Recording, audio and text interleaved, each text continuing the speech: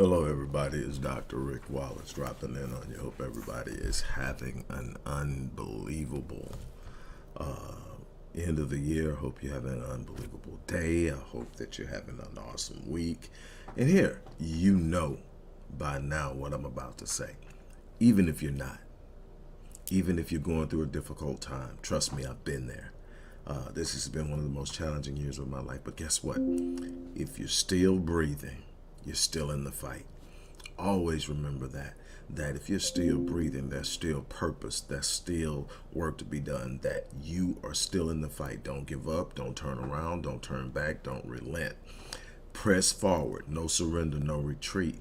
Seize what opportunities are in front of you. Don't become so identified and focused on the problem that you lose sight of your destiny.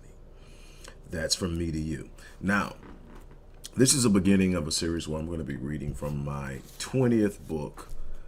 It's hard to see because of its white in the glare, but this is Critical Mass, the phenomenon of next level living.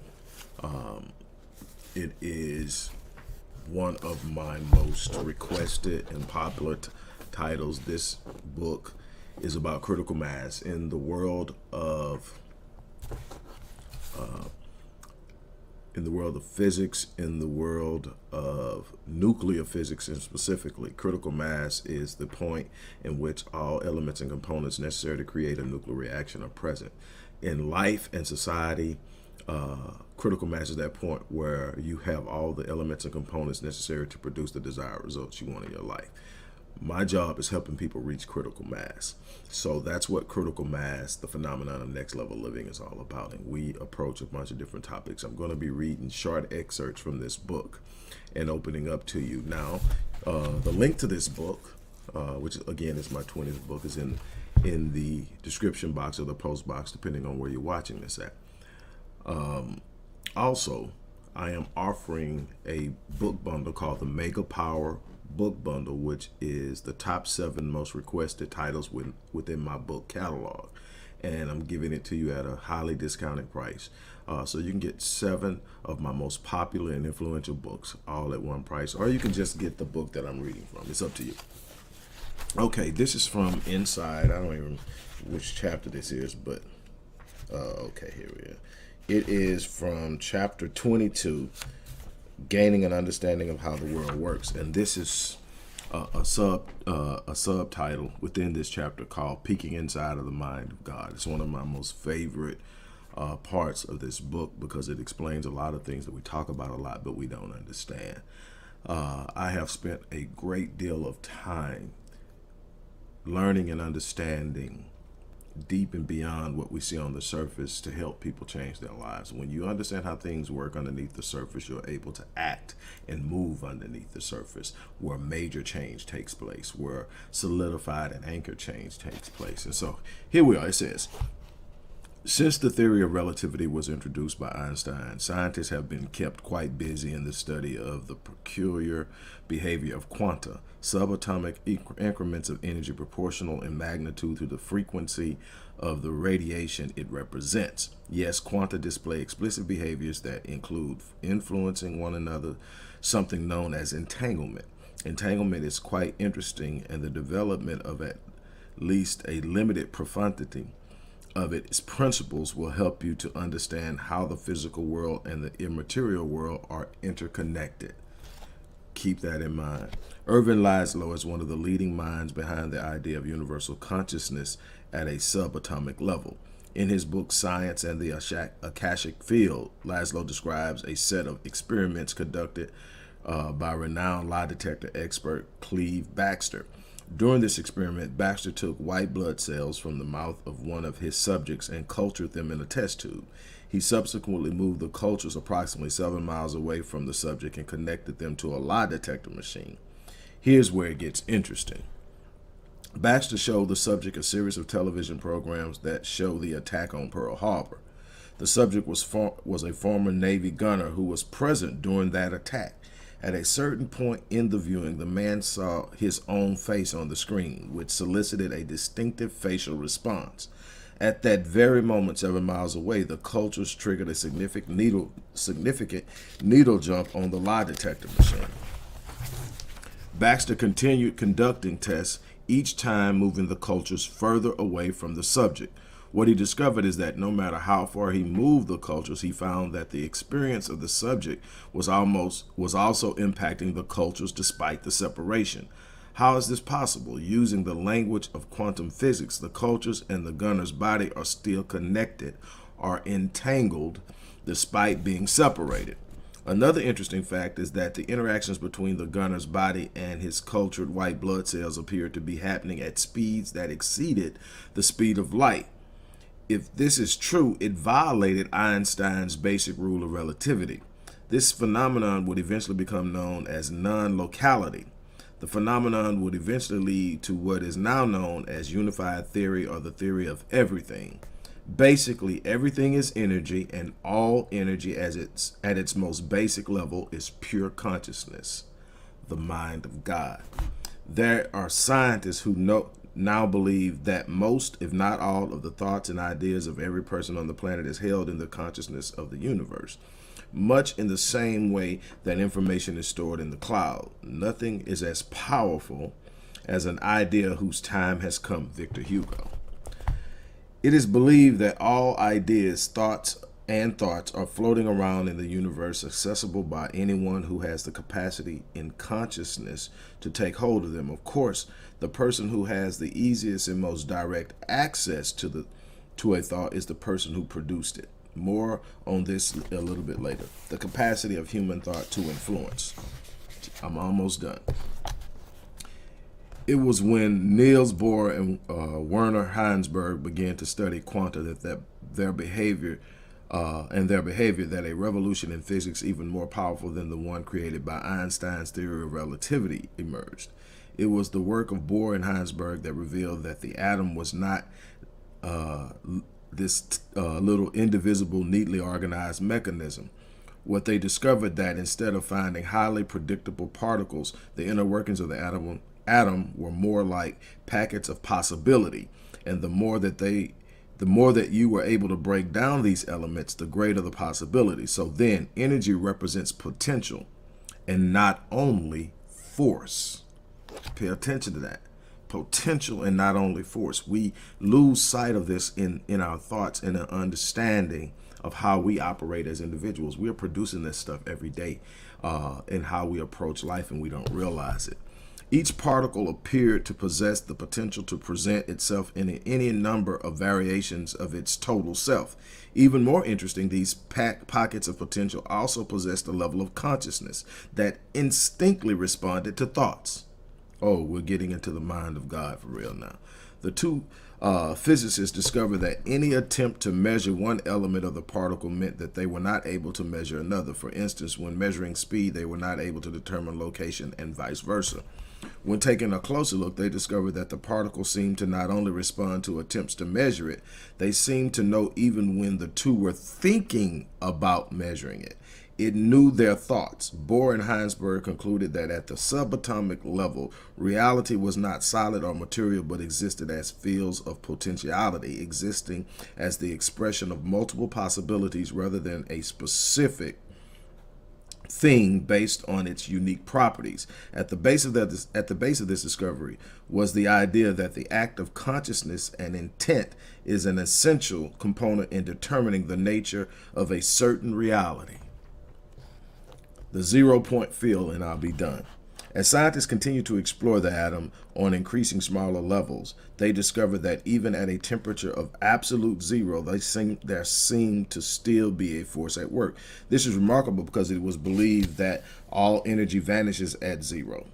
Thus, they began to refer to this reality as the 0-point field. What was ultimately discovered is the force at play at the most basic level was not energy, but consciousness. Therefore, matter, energy, and consciousness not only occupy the same space, they are all different forms of the same thing. Energy is at the most elementary scale in its own field of information, a source of universal consciousness. To help make sense of it all, you can search the origin of energy and matter in its pure consciousness. This is something Irvin Laszlo refers to as the A field, or what Carl Jung referred to as the collective unconscious. It has been referred to by multitudinous monikers, including the noosphere and the morphogenic field. What is important here is to understand that the collective field of conscious serves as a repository, for all the knowledge that has ever existed, and this knowledge is accessible by anyone operating on the right energy plane. It gets more interesting because the universal conscious of which I speak responds to human thought. Human thought determines what the potential of basic energy will become. Your thoughts are truly the seeds of your destiny. Everything in this world is made of atoms, which are made of energy, which emerges from consciousness. You have heard repeatedly that your thoughts matter, and they do. But your thoughts are also matter. Human thought is where realities begin. Your thoughts have physicality. Your mind and your thoughts, the thoughts it generates, is the most powerful force on the universe. We are constantly creating our future reality by the thoughts and ideas we recreate and entertain in our mind. I said a lot in there to say this, that the omniscience of God is constantly at play in everything we see and do. The mind of God is not something that's off in some far distance place. The mind of God is in the expression of everything you see in the world. God has expressed himself by manifesting himself by way of consciousness transformed into energy, transformed into matter. And in that you see everything. You see everything on this planet is made of atoms. The internal workings of the atoms determine whether it's liquid, whether it's solid, whether it's pliable, whether it's organic, but it's all atoms. It's amazing when you understand that you are literally functioning from a level of consciousness, and your mind gets to choose how it moves and applies the consciousness and the energy. Your mind is literally applying consciousness and awareness to what's going on. The problem is we tend to focus on what we know. We tend to focus on the things that we engage. We tend to focus on the things and experiences we know, and we tend to lock ourselves in, and we create the same thing. The truth of the matter is we can step outside of that, pour from the consciousness of the mind of God, find the solution. The solution to every problem, every challenge, every situation that you're dealing with is there. It's always there. It's whether or not you can put yourself in the mindset. The problem is that most people, when they need the answer, are in a state of panic, in a state of desperation, in a state of throw. And so what happens is they're not at the right frequency. So you're operating, if you were to measure the energy that you emit on a consistent basis with a hertz scale, you'll find that you normally range somewhere between 0 hertz and 750 hertz. Now, here's the thing. All of the negative emotions and things that you experience in life are below 300 hertz, between 175 and 250 hertz. Jealousy, envy, pain, strife, greed, bitterness, fear, anxiety, worry. All of that's going to be in that 175 to 250 hertz range. There's nothing that you're going to pull while operating in that range that comes in on a high frequency level, that comes in as an answer, that comes in as something that can empower you and strengthen you and lift you, because you're too far away from the source. The source is up there around 750 hertz. That's when you start to enter into and have access to the mind of God. That's where you get answers. That's why you can get some people who have powerful prayer lives, because when they go into prayer, the confidence of understanding that they're connected to God in some kind of way, whether they understand how, doesn't matter. They simply believe that they are, and they have a confidence and a calming that happens when they're in prayer. What happens? Because of the confidence, all of the negative stuff goes away. Also, there are people who clear themselves of any negativity before they go before God, because they want to be as pure as they possibly can, for whatever religious reasons, for whatever personal reasons. But what they don't realize is they're opening up themselves to the mind of God. Why? Because as you release that stuff, you move up. I tell people all the time that I start every day with gratitude, and what they don't realize is I'm automatically putting myself by saying I am I wake up every morning, first thing out of my mouth is thank you. I'm thankful and I'm grateful for this opportunity. What have I just done? I've put myself at 500 to 550 hertz. just like that. So I start my day that high up, that far away from anything. So I don't wake up worrying about what's going on, what I'm going to face, what problems that was I dealing with before I went to bed. Like, none of that stuff is on my mind. My mind is on gratitude. Why? Because number one, gratitude raises my level. It opens me up to access certain information, and it puts me in a place where now I can pull myself closer to the mind of God, that I can start to attach to thoughts that are running through my subconscious. I start to recognize these thoughts and say, that's the thought I want that, I want that, I want that. I'm dismissing that. Anything I dismiss and refute or rebut and say I don't want can't come to me. I have to literally have a thought come to me and receive it before it can impact me. So actually, the things that are impacting us in life, we're actually accepting. When you sit up, the old folks had this thing and they would do it, and we said, well, whatever, and we go on. But when they sit up there and say, you're not gonna speak that in my life. What's the one? I rebuke it. I rebuke that. And what are they saying? I'm dismissing it. What does 2 Corinthians chapter 10 verse 3-5 say? Say, casting down arguments and every high thing that exalts itself against the knowledge of God. Casting down arguments and every high thing that exalts itself against the knowledge of God. I am literally sitting up and saying, nope, you're not going to speak that in my, nope, I'm not going to think that. Nope, don't send that my way. I refuse to accept it. I refuse to acknowledge it. And if I don't accept it, it cannot come to me. It don't mean that the reality of life, somebody passed away, me saying I'm not going to accept it, but the thoughts and ideas that I'm going to fail. I can choose to receive or accept them, or I can push them away. Doesn't mean that I get rid of the challenges. It means that the challenges do not win. No weapon formed against me shall what? Prosper. What does it mean? It doesn't mean that the weapon isn't formed. It simply means that at the end of the day, I will persevere. I will win. But I have to be willing to understand. And what happens is, as I move in this conscious, I shape my future. My thoughts have physicality. My thoughts have the ability to impress itself upon energy, access conscious, apply conscious, reuse energy to create new matter. And if you don't understand it, don't worry about it. But what I'm telling you is your thoughts have physicality. Your thoughts are the seeds of your destiny. What I do when I work with clients is, without them really even having to know. The thing is, you don't have to know how this works. I wrote it for people to explore just how unbelievably explosive life is. Just on a conscious level. But you don't have to understand it. You just have to know how to move in it. Whether you move in something, you believe it or not, if it's real, it's happening. So in essence, I take my clients and I move them through processes, expose them to things, tell them what they cannot engage, what they cannot say. I monitor their self-talk. I monitor their thoughts. I get them aware of the subconscious train of thoughts that move through their mind. I get them aware of how they can interrupt negative thoughts that are flowing, how they can dismiss them, how they can train their subconscious to only entertain the positive thoughts, to only receive, to only look for the win, to only look for the solution. And you can train yourself. When you do that, you put yourself in a place of manifestation.